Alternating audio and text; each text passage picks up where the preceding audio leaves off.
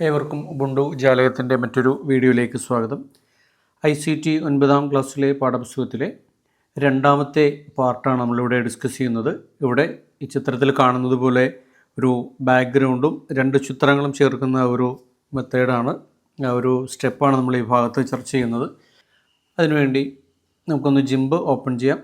GIMP open ചെയ്യുന്നതിന് ഈ 9 ഡോട്ട്സിൽ click ചെയ്തതിന് ശേഷം ജിംബ് എന്ന് ടൈപ്പ് ചെയ്യുക. ജിംബ് ഓപ്പണായി വരുന്നു. ജിംബ് ഓപ്പണായി വന്നതിന് ശേഷം നമുക്ക് ജിംബിൽ ഒരു ബാക്ക്ഗ്രൗണ്ട് സെറ്റ് ചെയ്യുക എന്നുള്ളതാണ് ആദ്യമായി ചെയ്യേണ്ടത്. ആ ഒരു ബാക്ക്ഗ്രൗണ്ട് രണ്ട് കളറുകളുടെ ഒരു മിക്സിങ് ആയിക്കൊണ്ടിട്ടാണ്. അപ്പോൾ അതിനുവേണ്ടി ഒരു ക്യാൻവാസ് നമുക്ക് സെറ്റ് ചെയ്യണം. ക്യാൻവാസ് സെറ്റ് ചെയ്യുന്നതിന് ഫയൽ ന്യൂവിൽ ക്ലിക്ക് ചെയ്തുകൊണ്ട് ഇവിടെ നമുക്ക് വിഡ്ത്ത് കൊടുക്കാം. വിഡ്ത്ത് 600 എന്നും ഹൈറ്റ് 400 എന്നും കൊടുത്തതിന് ശേഷം ഓക്കെ ക്ലിക്ക് ചെയ്യുന്നതോടുകൂടി ക്യാൻവാസ് അവിടെ തയ്യാറായി വന്നിട്ടുണ്ട്. നമുക്കിനി അതിനൊരു ബാക്ക്ഗ്രൗണ്ടാണ് കൊടുക്കേണ്ടത്. ഒരു നീലയും വൈറ്റും കൂടി ചേർന്ന ഒരു ബാക്ക്ഗ്രൗണ്ടാണ്. ഇപ്പോൾ രണ്ട് നിറങ്ങൾ ബാക്ക്ഗ്രൗണ്ടായി ചേർക്കുന്നതിന് ഗ്രേഡിയൻ്റ് സംവിധാനമാണ് നമ്മൾ ഉപയോഗിക്കുന്നത്.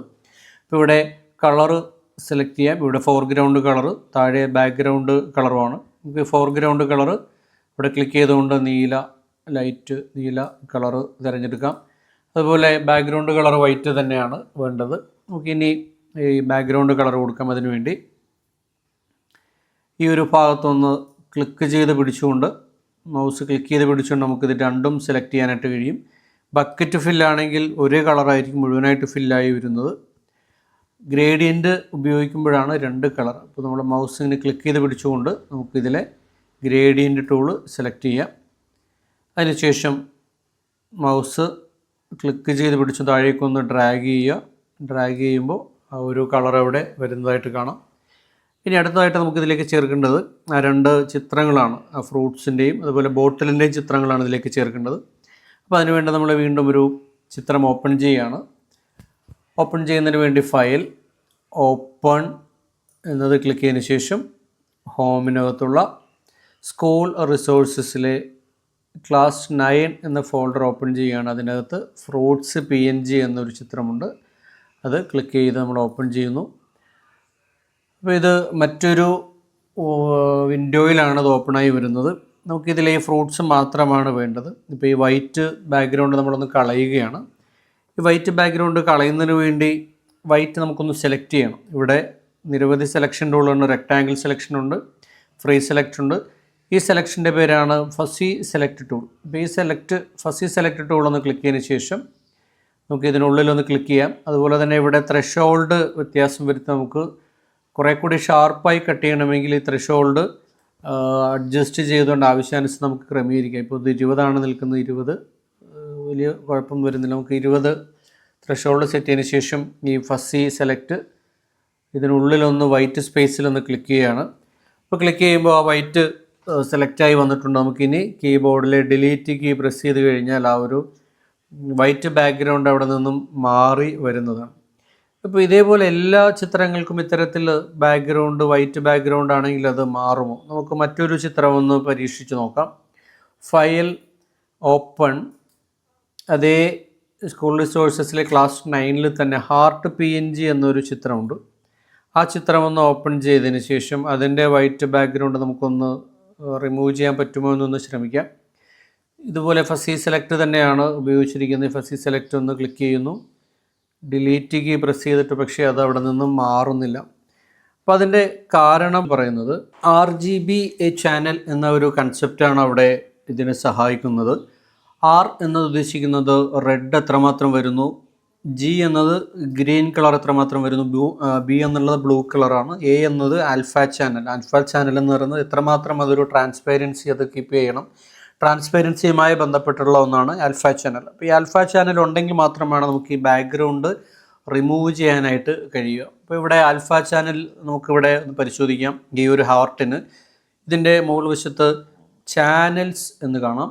ഈ ചാനൽസ് നമുക്ക് ഈ ഹാർട്ടിൻ്റെ ഒന്ന് പരിശോധിച്ചാൽ ഇവിടെ റെഡ്, ഗ്രീൻ, ബ്ലൂ ഇത് മൂന്നുമാണ് കാണുന്നത്. പക്ഷേ ഈ ഫ്രൂട്ട്സ് PNGയിലേക്ക് നോക്കിക്കഴിഞ്ഞാൽ RGB കൂടാതെ ഒരു ആൽഫ എന്നതുകൂടെ കാണാം.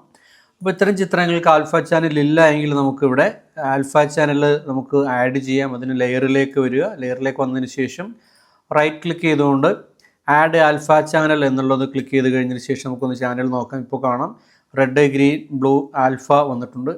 ഇനി നമുക്ക് ഈ ഫസി സെലക്ട് ടൂൾ ഉപയോഗിച്ച് സെലക്ട് ചെയ്തതിന് ശേഷം ഡിലീറ്റ് പ്രസ് ചെയ്ത് കഴിഞ്ഞിട്ടുണ്ടെങ്കിൽ ആ ഒരു ബാക്ക്ഗ്രൗണ്ട് മാറി വരുന്നതാണ്. അപ്പോൾ ഇത്തരത്തിൽ ബാക്ക്ഗ്രൗണ്ട് മാറ്റേണ്ടതുണ്ടെങ്കിൽ ഇത്തരം ചിത്രങ്ങൾക്ക് ആൽഫ ചാനൽ ആഡ് ചെയ്യുക എന്നുള്ള കാര്യം പ്രത്യേകം ശ്രദ്ധിക്കുക.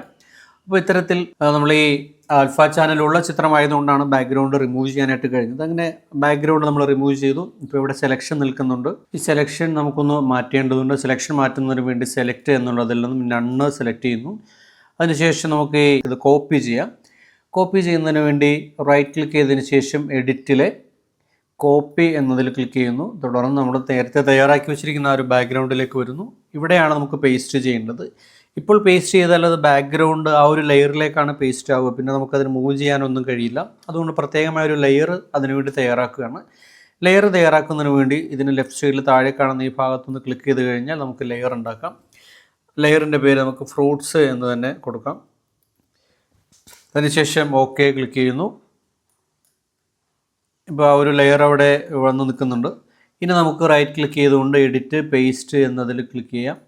അപ്പോൾ ആ ഒരു ചിത്രം അവിടെ വന്നിട്ടുണ്ട്. പക്ഷേ ഇപ്പോൾ അതിൻ്റെ വലിപ്പം ആ ഒരു ക്യാൻവാസിനേക്കാളും മുകളിൽ നിൽക്കുന്ന വലിയൊരു വലിപ്പമാണ്. അപ്പോൾ ആ ഒരു വലിപ്പം സെറ്റ് ചെയ്യുന്നതിന് വേണ്ടി നമുക്ക് സ്കെയിൽ ടൂളാണ് ഉപയോഗിക്കുന്നത്. സ്കെയിൽ ടൂൾ ഉപയോഗിച്ചുകൊണ്ട് ഇതിൻ്റെ വലിപ്പം ഒന്ന് ക്രമീകരിക്കാം. അതിന് മുൻപായി ഇപ്പോൾ ഇവിടെ നിൽക്കുന്നത് ഫ്ലോട്ടിംഗ് ലെയർ എന്ന രൂപത്തിലാണ്. അപ്പോൾ ഫ്ലോട്ടിംഗ് ലെയറിനെ ഈ ഒരു ലെയറിലേക്കൊന്ന് ഫിക്സ് ചെയ്യുന്നതിന് വേണ്ടി ഇതിൻ്റെ താഴ്വശത്ത് ആങ്കർ ദ ഫ്ലോട്ടിംഗ് ലെയർ എന്ന് കാണാം. അതൊന്ന് ക്ലിക്ക് ചെയ്ത് കഴിഞ്ഞിട്ടുണ്ടെങ്കിൽ ആ ഒരു ചിത്രം ഇവിടെ ഫ്രൂട്ട്സ് എന്ന ഒരു ലെയറിലേക്ക് ഫിക്സ്ഡായി ആങ്കറായി വന്നിട്ടുണ്ട്. ഇനിയാണ് നമുക്കിതൊന്ന് സൈസ് അഡ്ജസ്റ്റ് ചെയ്യേണ്ടത്. സൈസ് അഡ്ജസ്റ്റ് ചെയ്യുന്നതിന് വേണ്ടിയിട്ട് നമുക്ക് ഈ കാണുന്ന ഈ ഒരു ടൂളിലൊന്ന് ക്ലിക്ക് ചെയ്ത് പിടിച്ചുകൊണ്ട് നമുക്ക് ഇതിലെ വിവിധ ടൂളുകളുണ്ട്. ഇതിലെ സ്കെയിൽ ടൂളാണ് നമ്മൾ എടുക്കേണ്ടത്. ഇതിന് ഷോർട്ട് കട്ട് ഉപയോഗിക്കാൻ ഷിഫ്റ്റ് എസ് ആണ്. ഈ സ്കെയിൽ ടൂൾ ക്ലിക്ക് ചെയ്തതിന് ശേഷം നമുക്കിതൊന്ന് ഡ്രാഗ് ചെയ്യാം. അനുയോജ്യമായ വലിപ്പത്തിലേക്ക് എത്തിയതിന് ശേഷം നമുക്കിവിടെ സ്കെയിൽ എന്നുള്ളത് ക്ലിക്ക് ചെയ്ത് കഴിഞ്ഞാൽ ആ ഒരു വലിപ്പത്തിലേക്ക് വരുന്നു. ഇനി ഇത് മൂവ് ചെയ്യണമെങ്കിൽ ഇവിടെ മൂവ് ടൂളാണ് നമ്മൾ ഉപയോഗിക്കുന്നത്. മൂവ് ടൂൾ ഉപയോഗിച്ചുകൊണ്ട് നമുക്കിതിൻ്റെ സെൻറ്റർ ഭാഗത്തേക്ക് അത് കൊണ്ടുവരാം. ഇനി നമുക്ക് വേണ്ടത് ഒരു ബോട്ടിലാണ് ഇതിൻ്റെ ഇടത് ഭാഗത്തായിട്ട്. ആ ഒരു ബോട്ടിൽ കൊണ്ടുവരുന്നതിന് വേണ്ടിയിട്ട് നമുക്ക് വീണ്ടും ഫയൽ ഓപ്പൺ വഴി ഇതിലെ ബോട്ടിൽ PNG എന്നൊരു ചിത്രമുണ്ട്. ആ ബോട്ടിൽ PNG എന്നൊരു ചിത്രത്തിലേക്ക് സെലക്ട് ചെയ്തതിന് ശേഷം ഓപ്പൺ ചെയ്യുന്നു. അപ്പോൾ ഇത് മറ്റൊരു വിൻഡോയിലാണ് ഓപ്പണായി വരുന്നത്. അപ്പോൾ ഈ വിൻഡോയിൽ നിന്ന് നമുക്ക് ഈ ഒരു ബോട്ടിൽ മാത്രം മതി. നേരത്തെ നമ്മൾ ഫസ്റ്റ് സെലക്ട് ഉപയോഗിച്ചുകൊണ്ട് ബാക്ക്ഗ്രൗണ്ട് റിമൂവ് ചെയ്തതാണ്. പക്ഷേ ഇവിടെ നമുക്ക് ആ ഒരു ബോട്ടിൽ മാത്രം കൃത്യമായി ഒന്ന് കട്ട് ചെയ്ത് എടുക്കേണ്ടതുണ്ട്. നമ്മൾ ഈ കാണുന്ന ഈ ടൂളിൻ്റെ പേരാണ് പാത്ത് ടൂൾ. ഈ പാത്ത് ടൂൾ ഉപയോഗിച്ചുകൊണ്ടിട്ടാണ് നമ്മളിത് കട്ട് ചെയ്തെടുക്കുന്നത്. പാത്ത് ടൂൾ ക്ലിക്ക് ചെയ്തതിന് ശേഷം നമുക്കിത് ഓരോന്നും ഇങ്ങനെ ക്ലിക്ക് ചെയ്ത് അതിൻ്റെ ഒരു ഷേപ്പിൽ കട്ട് ചെയ്തെടുക്കാം. കുറേ കൂടി ഷാർപ്പായി കട്ട് ചെയ്യുന്നതിന് വേണ്ടി നമുക്കിന്ന് സൂം ചെയ്യാം. സൂം ചെയ്യുന്നതിന് കൺട്രോൾ കീ പ്രസ് ചെയ്ത് പിടിച്ചുകൊണ്ട് മൗസ് ഒന്ന് സ്ക്രോൾ ചെയ്താൽ ഇത് സൂമായി വരുന്നതാണ്. പിന്നെ അതുപോലെ മൗസിൻ്റെ സ്ക്രോൾ ചെയ്യുന്ന ബട്ടൺ നമുക്ക് ഉപയോഗിച്ചുകൊണ്ട് ക്ലിക്ക് ചെയ്ത് പിടിച്ചുകൊണ്ട് ഇങ്ങനെ മൂവ് ചെയ്യാനും കഴിയുന്നതാണ്. അപ്പോൾ ഇത്തരത്തിൽ സൂം ചെയ്തതിന് ശേഷം കട്ട് ചെയ്താൽ കുറേ കൂടി ഷാർപ്പായി നമുക്കത് കട്ട് ചെയ്തെടുക്കാനായിട്ട് കഴിയും. ഇപ്പോൾ പാത്ത് ടൂളിലാണ് നിൽക്കുന്നത്. പാത്ത് ടൂൾ സെലക്ഷനിലാണ്. അതിനുശേഷം നമുക്ക് ഇവിടെ ഒന്ന് ക്ലിക്ക് ചെയ്യുന്നു. ഒരു ഏകദേശം സ്ട്രെയിറ്റ് ലൈൻ, ഇവിടെ വരെ സ്ട്രെയിറ്റ് ലൈൻ ആയതുകൊണ്ട് ഇവിടെ ഒന്ന് ക്ലിക്ക് ചെയ്യുന്നു. അതിനുശേഷം അടുത്ത ഒരു പോയിന്റിൽ ഒരു ഇത്തിരി കർവ്ഡ് ആയതുകൊണ്ട് അവിടെ ഒന്ന് ക്ലിക്ക് ചെയ്ത് പിടിച്ചൊരു അല്പം ഒന്ന് ഡ്രാഗ് ചെയ്യാം. ആ ഒരു ഷേപ്പിലേക്ക് വ്യത്യാസം വരുന്നുണ്ട്. നമുക്ക് അടുത്ത പോയിന്റിൽ എടുത്തതിന് ശേഷം വീണ്ടും ഒന്ന് ഡ്രാഗ് ചെയ്യാം. ഇത്തരത്തിൽ ക്ലിക്ക് ആൻഡ് ഡ്രാഗ് വഴി ആ ഒരു ഷേപ്പ് നിലനിർത്തിക്കൊണ്ട് നമുക്കത് കട്ട് ചെയ്തെടുക്കാം.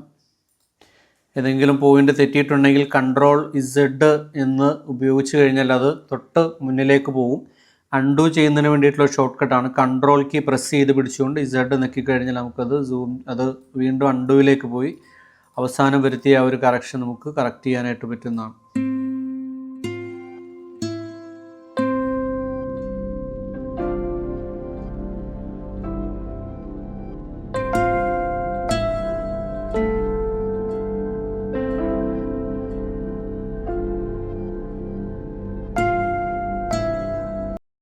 അങ്ങനെ സ്റ്റാർട്ടിംഗ് പോയിന്റിലേക്ക് എത്തിയതിന് ശേഷം ഇവിടെ സെലക്റ്റിൽ നിന്നും സെലക്റ്റിന് താഴെ കാണുന്ന ഫ്രം പാത്ത് എന്നതിൽ ക്ലിക്ക് ചെയ്യുക. ഇപ്പോൾ ആ ഒരു പാർട്ട് സെലക്റ്റായി വന്നിട്ടുണ്ട്. നമുക്കിനി ഇത് റൈറ്റ് ക്ലിക്ക് ചെയ്തുകൊണ്ട് എഡിറ്റിൽ നിന്നും കോപ്പി എടുക്കാം.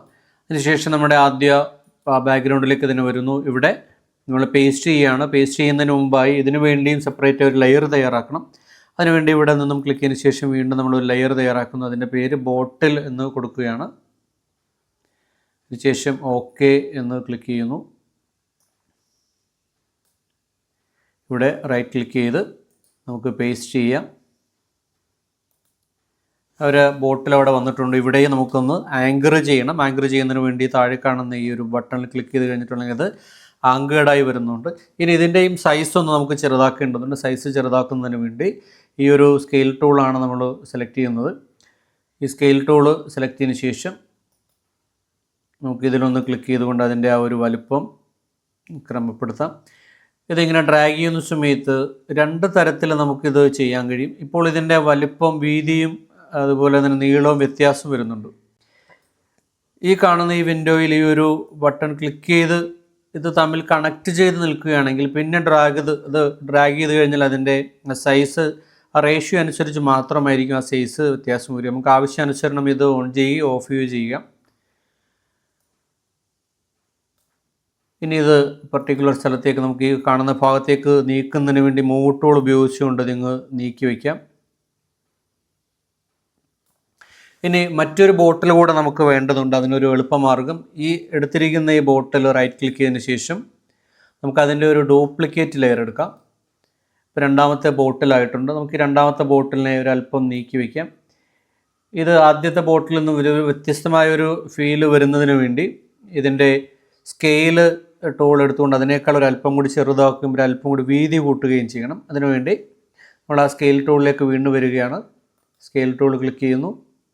നമുക്കിതിൻ്റെ ഈ ഒരു ഷേപ്പ് ഇത്തിരി കൂടി വീതി കൂട്ടേണ്ടതുണ്ട്. അതിനുവേണ്ടി ഈ ഒരു കണക്ഷൻ നമുക്കൊന്ന് ഓഫ് ചെയ്യാം. ഓഫ് ചെയ്തതിന് ശേഷം നമുക്കതിൻ്റെ വീതി ഒരു അല്പം കൂടെ കൂട്ടി സൈസ് അഡ്ജസ്റ്റ് ചെയ്താൽ അതിൽ നിന്ന് വ്യത്യസ്തമായ മറ്റൊരു ബോട്ടിലാണെന്നൊരു ഫീലിംഗ് വരുന്നതാണ്. അതിനുശേഷം നമുക്ക് സ്കെയില് ക്ലിക്ക് ചെയ്ത് ആ ഒരു ഷേപ്പ് കൃത്യമാക്കാം. ഇനി മൂവ് ടൂൾ ഉപയോഗിച്ചുകൊണ്ട് ഇതിൻ്റെ പൊസിഷൻ അനുയോജ്യമായ തരത്തിലൊന്ന് മാറ്റി ക്രമീകരിക്കാം. ഇത്തരത്തിലാണ് ഈ ഒരു ചിത്രം തയ്യാറാക്കുക. ഇതിൻ്റെ തുടർന്നുള്ള ടെക്സ്റ്റുകൾ ചേർക്കുന്ന മറ്റൊരു വീഡിയോയിലൂടെ നമുക്ക് പരിചയപ്പെടാം. ഇതുവരെ വീഡിയോ കണ്ട എല്ലാവർക്കും നന്ദി, നമസ്കാരം.